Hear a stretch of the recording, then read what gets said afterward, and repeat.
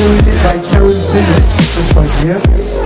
Yeah, Benji is also here, Trond, Sister Rademacher, sorry, if I don't tell it correctly. And last but not least, Helienne Lindvall. You have the mic, guys. Thank you so much, Jerome. Okay, I'm starting us off. The starting line, we're sprinting out of the blocks. Benji's been rapping about blockchain already. I'm commentating like a horse race commentator. Helienne's throwing in Bitcoin. It's getting very exciting up here. Sita, do you have anything, one word to add to all of that? More Bitcoins. More Bitcoin. Trond, do you have something to add to that? I like the Ethereum. So should we have a vote? Which one is the best? Any hands in the audience? Okay, oh, Scott, oh, two hands, and one standing up Mexican wave. So after all of that monotonous commentating in one kind of steady note, I will start to open up our discussion and enjoy this time on the panel. We have a wonderful panel. Benji just said good luck to me because I need it. I'm sitting with some wonderful people in the industry and who all have heavyweight opinions. So we're talking about, well, I'm not going to introduce them because we haven't got much time, and you can check out their profiles up there on the screen. We're going to launch straight into the discussion. We're talking about voices of change, new models for a fair future, and I suppose I'm going to start, Helienne, by singling you out a little bit, if I may, to build on our discussion that we were having backstage. And the first model which we'll discuss is streaming as one of the new models, and then we're going to look past streaming eventually in the panel. But starting with streaming, the music industry is on the rise. Streaming is driving markets forward internationally. There's a lot of excitement. There's a good feeling in the industry with technology and rights generating more revenue. But from your perspective, it's still not perfect, right? Far from it. Far from it. And I think that as songwriters, we felt for a long time that we're like at the bottom of the totem pole. I like to described as sort of like an inverted pyramid where at the bottom is the song, and without the song nothing else in the music industry would exist without a great song, and yet we seem to be like an afterthought when it comes to how to get paid and how much to get paid or get licensed even. So we're working at Basca now, and we've seen how things have turned around for the labels. Unfortunately for writers, it hasn't been the same, and it's a complicated problem because, of course, bigger publishers, they see it differently because they got catalogs, so they can, you know, they have the old kind of catalogs from 20, 30, 40 years ago, and then the new catalog coming in. But for sole traders like songwriters, it's very, very difficult right now because it's become, with streaming, even more focused on the single and on the playlist. And unless you're one of those few chosen ones, you earn nothing. Like literally, if you can buy like a latte at Starbucks from what you make from an album track, then you know that's about it. So, which then also, of course, results in less risk-taking from songwriters. Everything is focused on getting that immediate hit, that immediate playlisting. So we're looking at trying to how are we going to solve this problem? How are we going to be able to support the next generation of songwriters coming in? Because where they used to be able to kind of start out by having album cuts and then slowly building up to getting the singles and whatever, that doesn't exist anymore. And publishers sign writers that already have hits. So many of the younger writers have a hard time kind of spending enough time on perfecting their craft.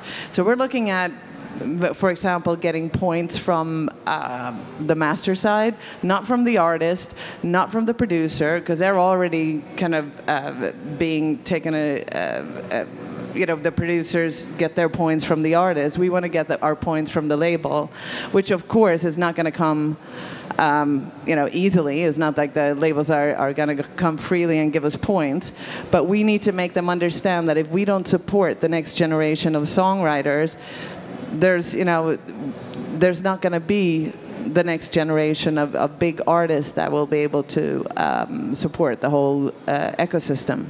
Okay, thank you. So you've set the scene for us. You're worried that we won't be able to develop new artists with these problems and that music will become more homogenized in style and less exciting and different. So I'm going to jump straight to Benji for the next point, because I know that you've got some ideas on how to mitigate these problems. Unless, Sitsa, I was rude and you had something to say first there. No. So let's, because we were having a lovely discussion backstage, and Benji, you jumped straight in, so off you go. Sure.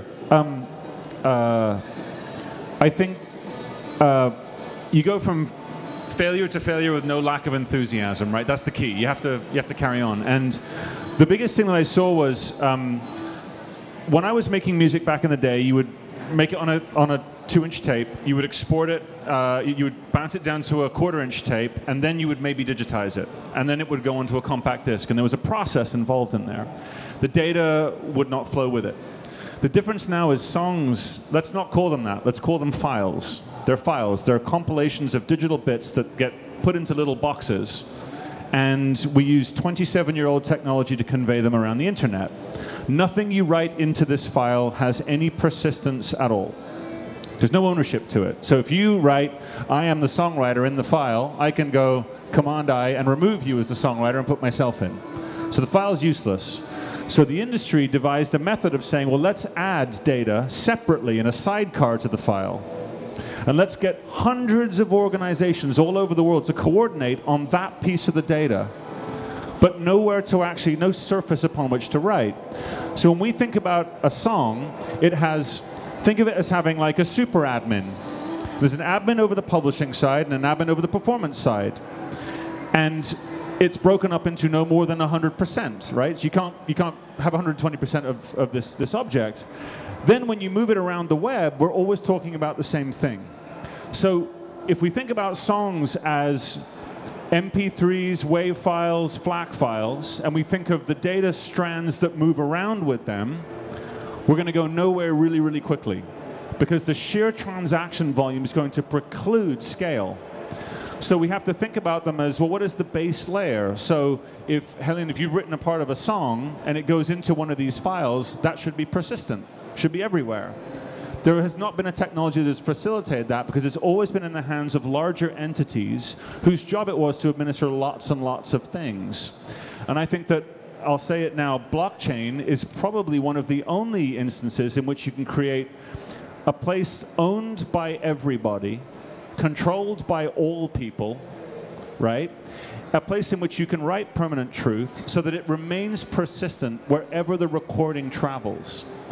And in one sense, it's kind of like software. And that was what we sort of got to is people can write a piece of code, and systems can recognize when that code is somewhere or does something. You can solve outcomes. But at the moment, we have dumb media files.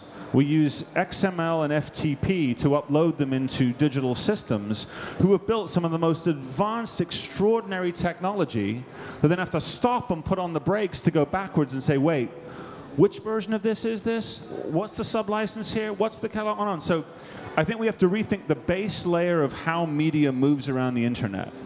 If we try and think of the internet's either a copying machine, right? Or it's something where you can create a first truth, version track everything, and create provenance. But it won't be the job of individual companies to own the whole thing. It will be the job of the community to own the whole thing and administer it. Okay, thank you. And by the way, this is the best use of a drum thus far today. we have a panel band. Everyone on this panel is a songwriter and a performer, and we're playing guitars, and now Benji is playing the drums on the table, and it's a great table. So thank you both for setting the scene. So we want to give the audience as much as possible to think about, right? So we're nearly halfway through.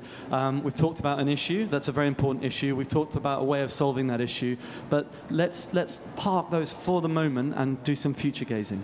So we're going to talk about what the value is in music, and we're also going to talk about ways of paying for stuff. And Trond, on that note, I know you had this thought about the ability to pay, and the way we pay for things is developing at such a fast rate, and it's so easy to pay in different ways that this is adding to the value around the music ecosystem. Do you want to elaborate on that?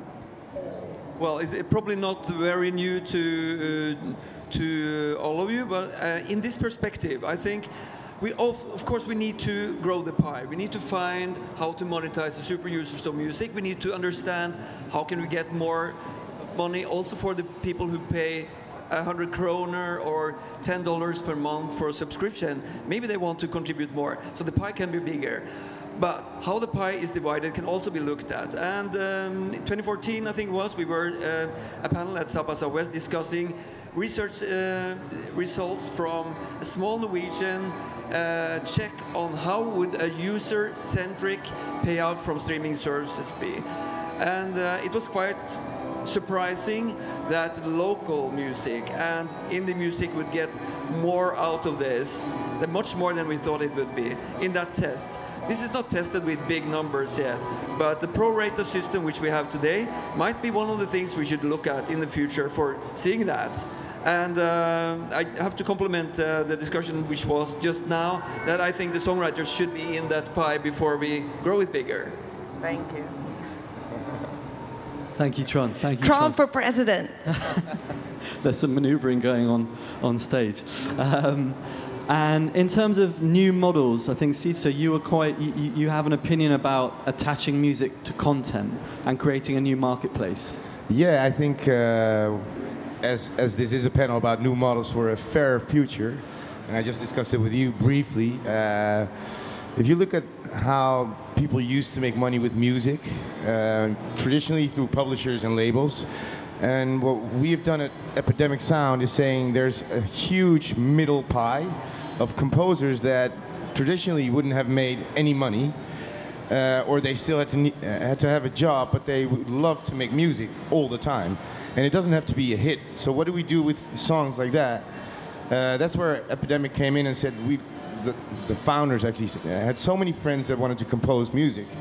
They said, let's buy the track, let's buy the copyright, and we'll put it in a large library, and we'll sell it to either TV, video, YouTube, Facebook, etc. So now, like, I think we've got about 300-400 composers that weren't able to make a living out of it, maybe, let's say 10 years ago, or 8 years ago even, and now they're making a living out of music. So, and we sell, like, we pay up front.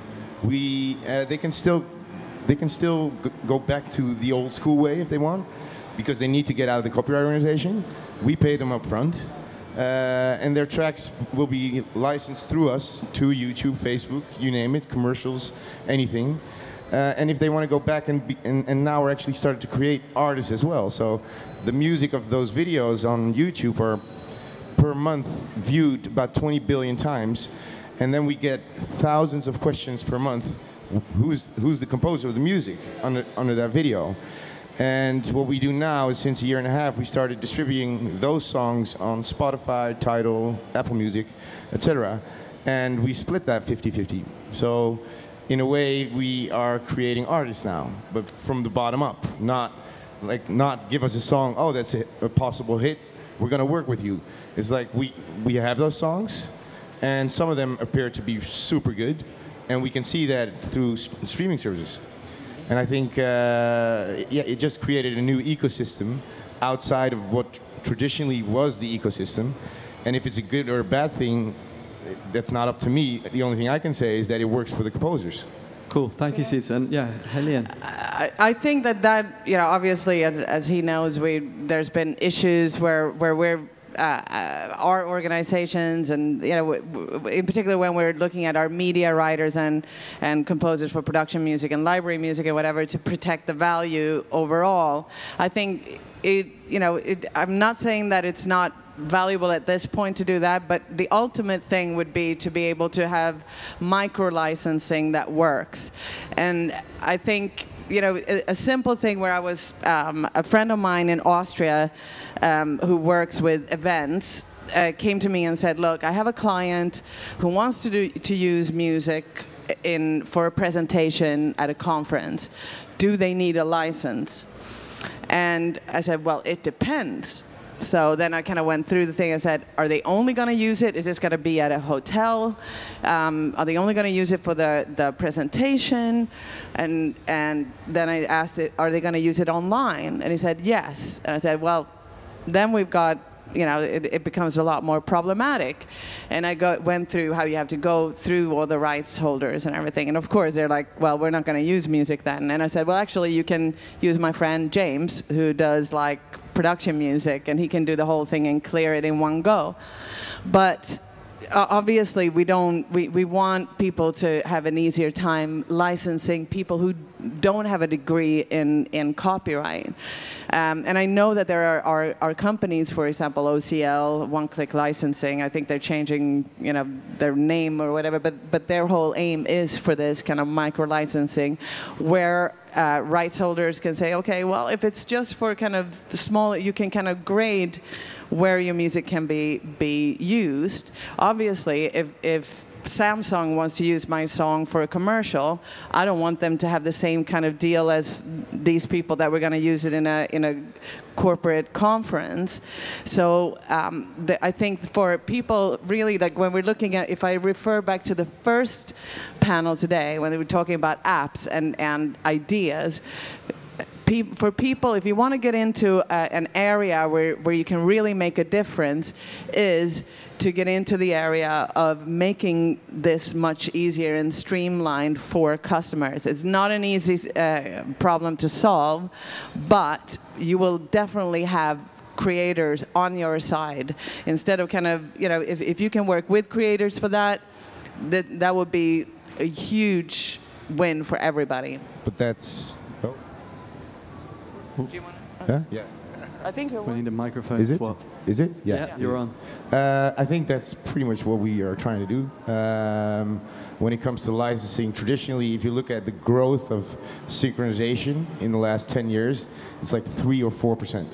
So that means something's broken in the whole licensing system, because there's tons of videos and tons of synchronization options for labels out there, but they've made it quite hard for themselves to do that. And as video is growing like crazy over the last few years, and it will grow even more, up to like 80% of the internet traffic will be video by 2020, I think. So if you look at that and the traditional way of licensing music for video, that is a broken system. Like to go to a label, to go to a publisher, to have MFN, before you get music licensed for a commercial, can take weeks.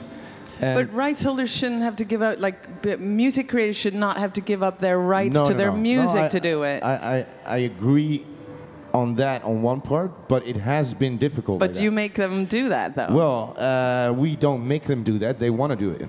Yeah, no, but for them to get into, for your solution, the need is for them to actually give up the ownership of their music. That's the only way that it works better now, or easier. And if there's another system that would work easier, we probably wouldn't have needed to buy copyright, but we do. And now that we've done that, you see that it's like the companies that we work with, they say it's a blessing to just work with you, to get the license in perpetuity and globally, and we can just do with it what we want.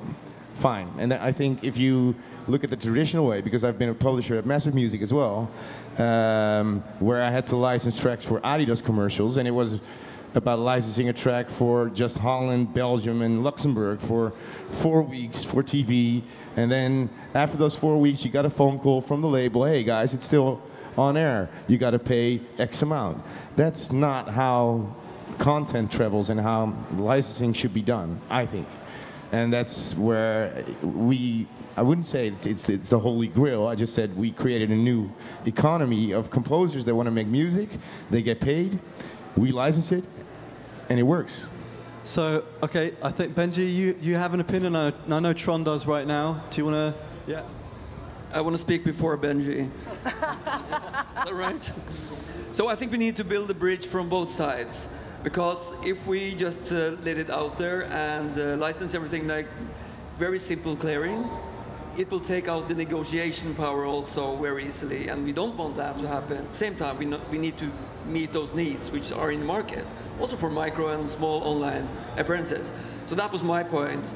We've been working with the system in Norway which did simple clearing, and then one of the sync people we worked with later, he came to me and said, like, this is terrible because now a songwriter just lost half of what they could have been getting for 2 years of clearing.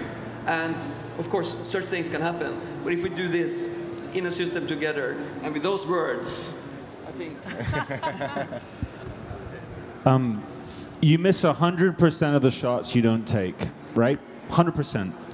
And the reason I say that is because I've met with licensing people from all over, from labels, publishers. My family were publishers. We have to rethink this. We're trying to solve a problem with the same minds that created it, is the biggest challenge. If it becomes a micro-licensing platform, then you have to go to them, and then they build an empire, and then they have the data. And if you build one, and I've built platforms, and they're great. They're wonderful because if you can have both buyers and sellers, then you are the winner. That's the Amazon model, the Facebook model, the Google model, on and on. But the creations are not the same as they were. And the way in which they will travel is not the same. We have to draw a line and say, okay, the analog world ended. Now these are digital objects and artifacts. What the cool thing about that is, you can work with these things interchangeably, slice and dice them. So the reason I fucking hate advertising, right? I hate it, is because it slows my phone down. Because hundreds of millions of people, hundreds of thousands of transactions are competing to serve me a shit ad for something I don't want. But think about that. So technology has been in existence for years that slows down my phone slightly, but that an ad exchange is competing amongst a series of hundreds of thousands of preferences. And yet we're saying, I want to get more money if it's Audi, less money if it's something else. But you're going to miss 100% of the shots you don't take, right? So I don't think that there should be individual companies doing this. I think that there should be a method by which digital media is moved around the internet. And I think we need to think of these as digital objects that can coexist in a constellation of possibilities. If we think about them as WAV files and FLAC files with spreadsheets attached to them that need to be updated by humans, it's not going to work. It'll be, to your point earlier on, a one-size-fits-all. Every platform wants to build themselves, right? That's the goal of the platform. Those platforms that tie their revenue directly to the people that they serve, whether they're songwriters or creators, are going to win in terms of that, but they're still going to create unfair advantages. That's the goal of the platform, is to win, right? You don't create a platform to get to the middle. But if you think about the way protocols work, we can all use the internet because of TCP/IP. We can all use email because it speaks SMTP, IMAP, or POP3. Media needs to become the next primitive upon which we build software that integrates within it. But we cannot, if we cling to the conception that we're going to send songs down tubes to services who are going to do the commerce for us, we will always be at the effect of that and the deals that they have done. So if I'm a songwriter and an organization, I want to sit there and say, how do I best codify my information into the digital primitive that is media so that I may get $500 for the first use of the Audi thing, but as the usage trickles up, we can throttle it and come to it. And the other thing to remember too, all of these deals, though there is negotiation and leverage, which is important, right, are doing the same thing over and over again. That's why we built machines, so we don't have to do the same thing over and over again. We have to think of media as its own protocol.